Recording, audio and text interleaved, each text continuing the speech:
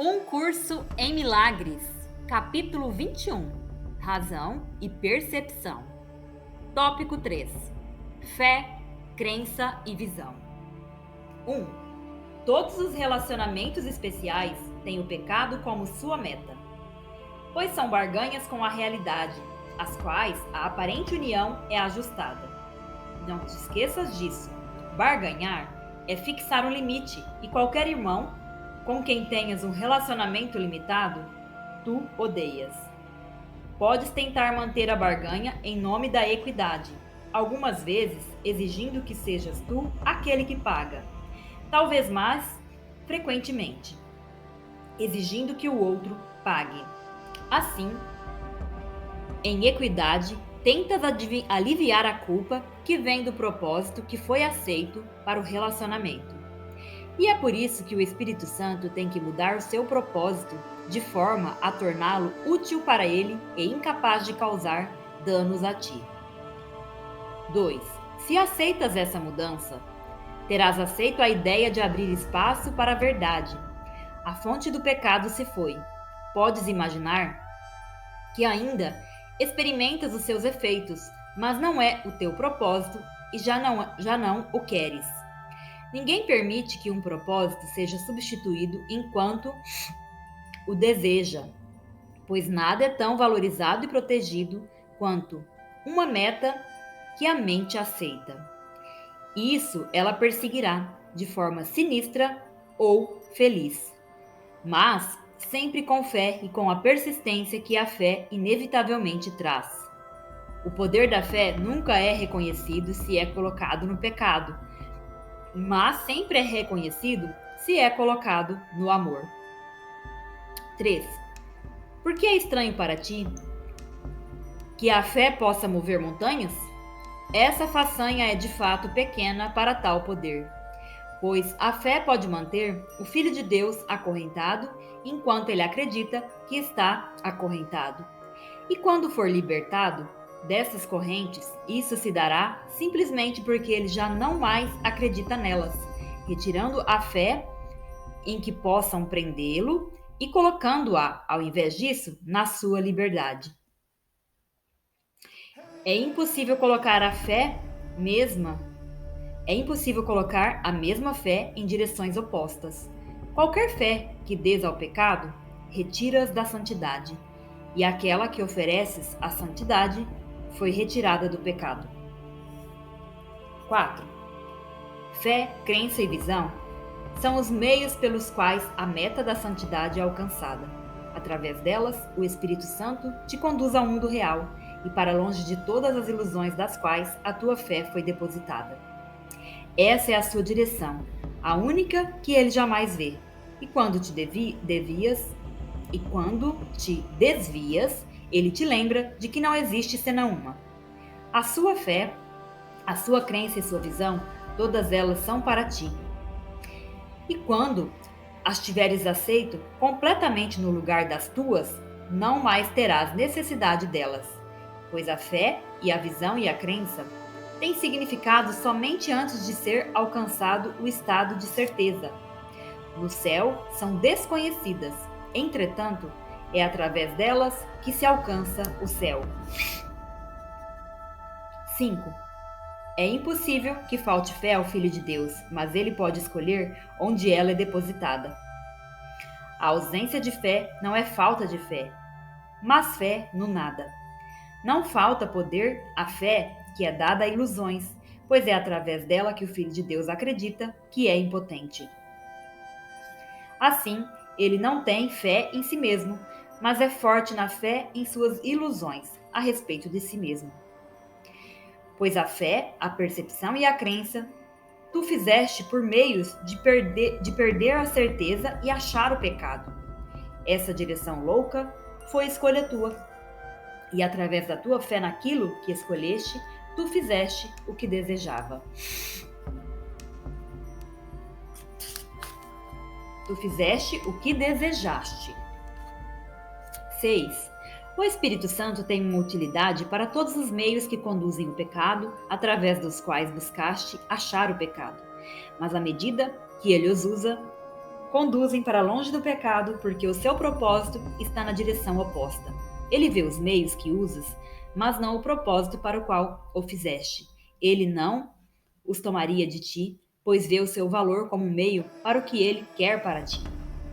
Tu fizeste a percepção de tal modo que possas escolher entre os teus irmãos e buscar o pecado com eles. O Espírito Santo vê a percepção como um meio de te ensinar que a visão de um relacionamento santo é tudo o que queres ver.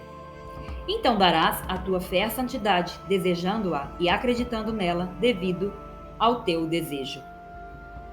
7. A fé e a crença passam a ser ligadas à visão, assim como todos os meios que alguma vez serviram ao pecado são agora redirecionados para a santidade. Pois o que pensas que é pecado é limitação, e aquele que tentaste limitar o corpo, tu odeias porque temes.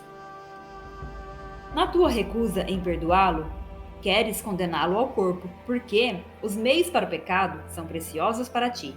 E assim o corpo tem a tua fé e a tua crença, mas a santidade quer libertar o teu irmão, removendo o ódio através da remoção do medo, não como um sintoma, mas na sua fonte. 8. Aqueles que querem libertar os seus irmãos do corpo não podem ter medo. Eles renunciaram ao meio para o pecado, escolhendo permitir que todas as limitações sejam removidas. Como desejam contemplar os seus irmãos em santidade, o poder da tua crença e fé vê muito além do corpo, dando apoio à visão e não obstruindo-a. Mas, em primeiro lugar, eles escolheram reconhecer o quanto a sua fé limitava sua compreensão do mundo, desejando colocar o poder dessa fé em outro lugar, caso lhe fosse dado um outro ponto de vista. Os milagres que se seguem a essa decisão também nascem da fé, pois a visão é dada a todos aqueles que escolhem olhar para longe do pecado, e eles são conduzidos à santidade. 9. Aqueles que acreditam no pecado têm que pensar que o Espírito Santo pede sacrifício, pois é dessa forma que pensam que o seu propósito é realizado. Irmão, o Espírito Santo sabe que o sacrifício nada traz. Ele não faz barganhas. E se busca limitá-lo, tu o odiarás, porque estás com medo.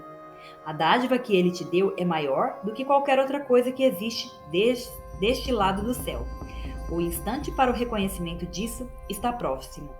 Une à tua consciência aquilo que já foi unido.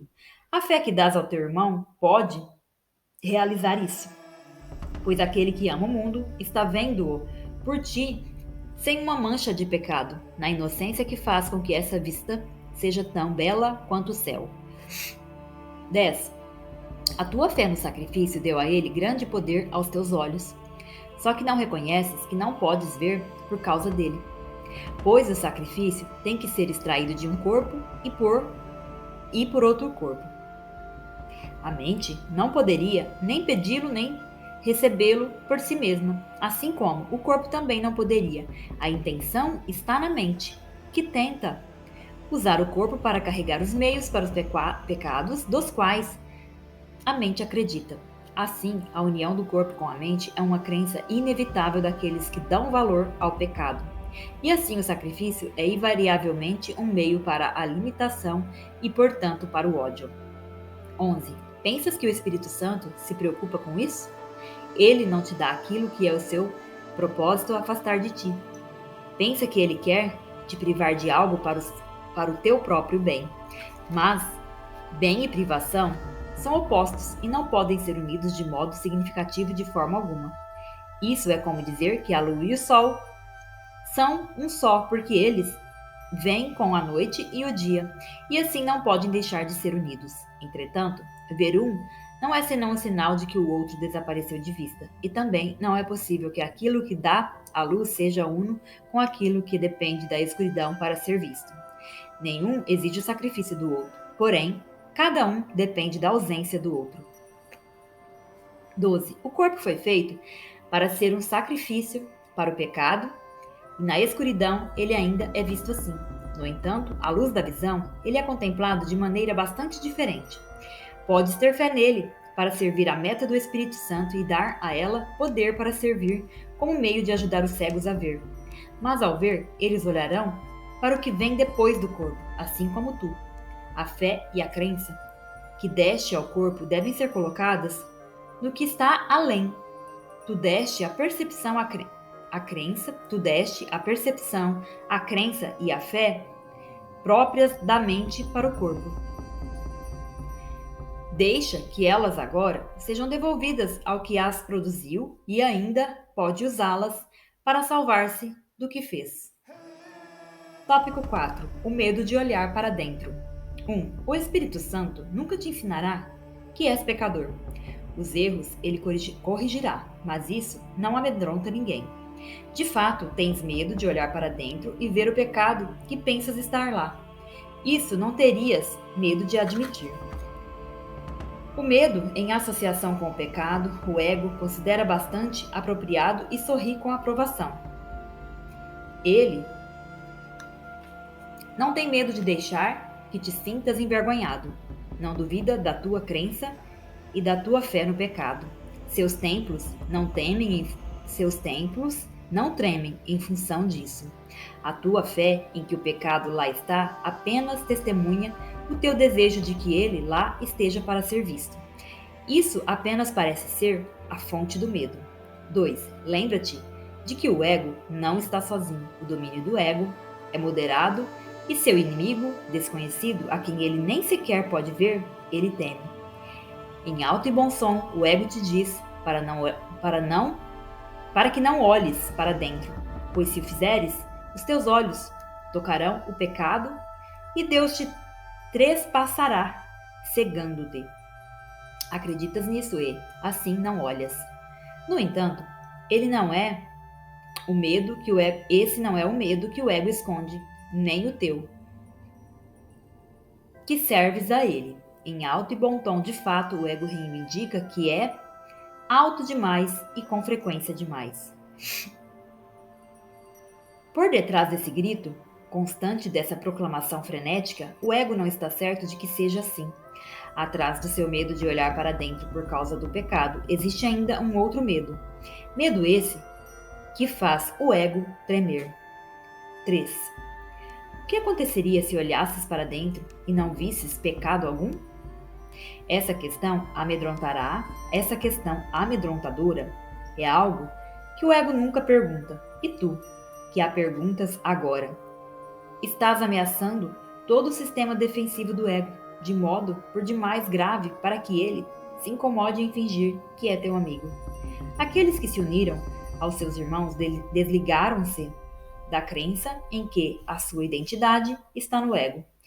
Um relacionamento santo é aquele no qual tu te unes com o que é parte de ti mesmo na verdade.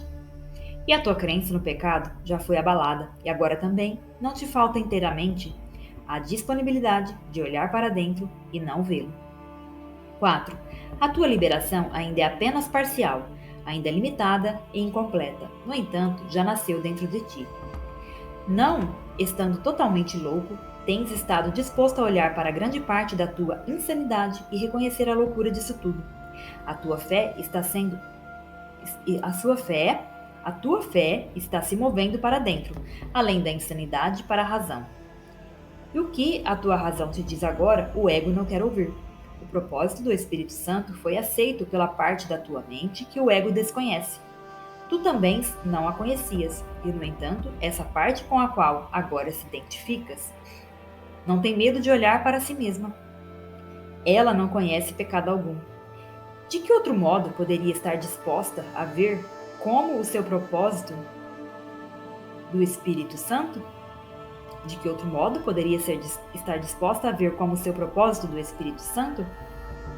5. Essa parte viu o teu irmão e o reconheceu perfeitamente desde o início dos tempos, e nada desejou além de unir-se a ele e ser livre outra vez, como antes fora. Ela tem estado esperando pelo nascimento da liberdade para que a aceitação da liberação viesse a ti. E agora reconheces que não foi o ego que se uniu ao propósito do Espírito Santo e, portanto, tem que haver alguma outra coisa. Não penses que isso é loucura, pois isso é a tua razão que te diz e decorre perfeitamente do que já aprendeste. 6. Não há incoerência alguma naquilo que o Espírito Santo ensina. Esse é o raciocínio dos sãos. Percebeste a loucura do ego e não te fizeste temeroso, porque não escolheste compartilhá-la. Algumas vezes, ela ainda te engana. No entanto, nos teus momentos mais sãos, as suas extravagâncias não trespassam o teu coração com terror, pois reconheceste que todas as dádivas que ele tiraria de ti, irado por presunçosamente desejares olhar para dentro, tu não queres. Uns poucos badulaques remanescentes ainda parecem cintilar e capturar os teus olhos, entretanto, não verdadeiras, o céu para possuí-los. Entretanto, não venderias o céu para possuí-los. Perdão.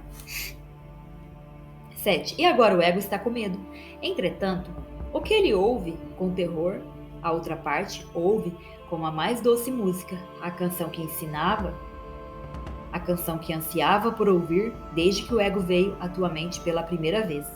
A fraqueza do ego é a sua força, a canção da liberdade que canta os louvores de um outro mundo, traz a ela a esperança da paz, pois ela se lembra do céu e agora vê que o céu afinal veio à terra, fora do qual o domínio do ego a manteve por tanto tempo. O céu veio porque achou um lar no teu relacionamento na terra. E a terra já não pode conter o que foi dado ao céu como algo que lhe é próprio. 8. Olha gentilmente para o teu irmão e lembra-te de que a fraqueza do ego é revelada na vista de ambos. Aquilo que ele quer manter à parte se encontrou e se uniu e olha para o ego sem medo. Pequena criança, inocente do pecado, segue na alegria o caminho para a certeza. Não te atrases em função da insana existência do medo, segundo a qual a certeza está na dúvida. Isso não tem significado. Que importância tem para ti que isso seja proclamado tão alto? O que não tem sentido não se torna significativo pela repetição e pelo clamor. O caminho da quietude está aberto. Segue-o com felicidade e não questiones o que não pode deixar de ser assim. Tópico 5. A função da razão. 1. A percepção seleciona e faz o mundo que vês. Ela literalmente escolhe segundo a direção da mente. As leis de tamanho, forma e brilho poderiam talvez se manter, e outras coisas fossem iguais. Elas não são iguais, pois é muito mais provável que descubras aquilo que procuras do que aquilo que preferirias não ver. Nem todos os gritos ásperos e acessos de raivas absurdos do ego conseguem abafar a suave e quieta voz por Deus para aqueles que querem ouvi-la. A percepção é uma escolha e não um fato. Mas dessa escolha depende muito mais do que podes reconhecer por enquanto, pois da voz que escolhes ouvir e do que escolhes ver depende inteiramente tudo o que acreditas que és. A percepção é uma testemunha apenas disso e nunca a realidade. No entanto, ela pode te mostrar as condições das quais a consciência da realidade é possível ou aquelas das quais ela nunca seria. 2. A realidade não necessita da tua cooperação para ser o que é, mas a tua consciência da realidade necessita da tua ajuda, porque é escolha tua. Escuta o que o ego diz e vê o que ele ensina. Escuta o que o ego diz e vê o que ele te dirige para ver, e é certo que verás a ti mesmo de forma diminuta, vulnerável e cheio de medo. Experimentarás depressão, um senso de indignidade e sentimentos de impermanência e irrealidade. Acreditarás que és uma vítima desamparada de forças que estão muito além do teu próprio controle e que são muito mais poderosas do que tu. E irás pensar que o mundo que fizeste dirige o teu destino. Pois essa será a tua fé. Mas nunca acredites, porque essa é a tua fé, que ela faz a realidade. 3. Há uma outra visão e uma outra voz nas quais está a tua liberdade, esperando apenas pela tua escolha. E se neles depositas a tua fé, perceberás um outro ser em ti. Esse outro ser vê milagres como naturais. Eles são tão simples e tão naturais para ele como é a respiração para o corpo. São a resposta óbvia para os pedidos de ajuda, a única coisa que ele faz. Os milagres não parecem naturais para o ego porque ele não compreende como mentes separadas podem influenciar umas às outras. Nem poderiam fazê-lo. Mas as mentes não podem ser separadas. Em outro ser está perfeitamente consciente. Esse outro ser está perfeitamente consciente disso. E assim ele reconhece que os milagres não afetam a mente de uma outra pessoa, apenas a sua própria. Eles sempre mudam a tua mente, não a outra. 4. Não reconheces toda a extensão da qual a ideia da separação interferiu com a razão. A razão está no outro ser que cortaste da tua consciência. E nada do que permitiste que se mantivesse na tua consciência é capaz de razão. Como é possível que o segmento da mente desprovido de razão compreenda o que é a razão ou aprenda a informação que ela quer dar? Todos os tipos de questões podem surgir dentro dele, mas se a questão básica brota da razão, ele não a perguntará. Como tudo, o que brota da razão, a questão básica é óbvia, simples e permanece sem ter sido colocada. Mas não penses que a razão não poderia respondê-la. 5. O plano de Deus para a tua salvação não poderia ter sido estabelecido sem a tua vontade e o teu consentimento. Ele tem que ter sido aceito pelo Filho de Deus, pois o que é a vontade de Deus para ele não pode deixar de ser recebido. Pois a vontade de Deus não determina nada à parte dele e nem espera no tempo para ser realizada. Portanto, o que se uniu à vontade de Deus tem que estar em ti agora, sendo eterno. Tens que ter reservado um local no qual o Espírito Santo pode habitar e onde ele está. Ele tem que ter estado lá desde que surgiu a necessidade de que ele estivesse, e essa foi suprida no mesmo instante. Isso a tua razão te diria se escutasses. No entanto, com toda clareza, não é esse o raciocínio do ego. Que a natureza da tua razão seja alheia para o ego é a prova de que não é nele que vais achar a resposta. No entanto, se isso não pode deixar de ser assim, ela tem que existir. E se ela existe para ti e tem a tua liberdade como propósito que lhe foi dado, tens que ser livre para achá-la. 6. O plano de Deus é simples, nunca circular e nunca autodestrutivo. Ele não tem pensamentos, exceto os que estendem o ser, e nisso tem que estar incluída a tua vontade. Portanto, tem que haver uma parte de ti que conhece a sua vontade e a compartilha. Não tem significado perguntar se o que tem que ser de fato é, mas tem significado perguntar porque não está ciente do que és, pois isso tem que ter uma resposta. Se o plano de Deus para a tua salvação é completo. E tem que ser completo, porque a sua fonte não conhece o incompleto. 7. Onde estaria a resposta se não na fonte? E onde está senão lá onde essa mesma resposta se encontra? Por conseguinte, a resposta e a tua identidade, que é um efeito verdadeiro dessa mesma fonte, tanto quanto a resposta tem que estar juntas e ser a mesma. Sim, conheces isso e muito mais do que apenas isso. Entretanto, qualquer parte do conhecimento ameaça a dissociação, tanto quanto todo ele. E todo conhecimento virá com qualquer uma das partes. Aqui está a parte que podes aceitar. Aquilo que a razão aponta, tu podes ver, porque as testemunhas a seu favor são claras. Só os totalmente insanos podem descartá-las, e disso tu já passaste. A razão é um meio que serve ao propósito do Espírito Santo por seu próprio direito. Ela não é reinterpretada e redirecionada a partir da meta do pecado, como são os outros, pois a razão está além da escala dos meios ao alcance do ego.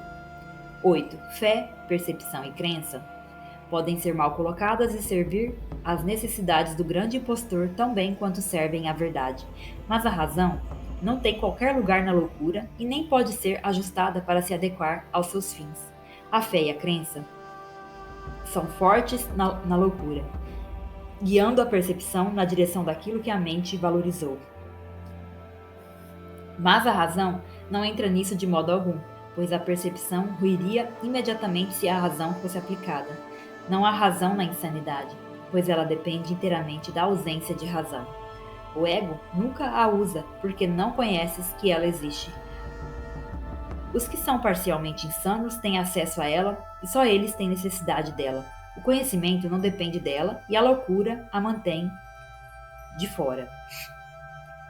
9. A parte da mente onde está a razão foi dedicada pela tua vontade em união com a do teu pai, ao desfazer da insanidade. Aqui foi o propósito do Espírito Santo aceito e realizado, as duas coisas simultaneamente. A razão é alheia à insanidade e aqueles que a usam ganharam um meio que não se pode aplicar ao pecado. O conhecimento está muito além de qualquer tipo de consecução. Mas a razão pode servir para abrir as portas que fechaste contra ele. 10. Tu vieste para bem perto disso. A fé e a crença se deslocaram e colocaste a questão que o ego jamais perguntaria. A tua razão não te diz agora que a pergunta tem que ter vindo de alguma coisa que não conheces, mas que não pode deixar de te pertencer? A fé e a crença mantidas pela razão não podem falhar em conduzir a mudança de percepção. E nessa mudança abre-se o espaço para a visão. A visão estende-se além de si mesma, assim como o propósito ao qual ela serve e todos os meios para a sua realização.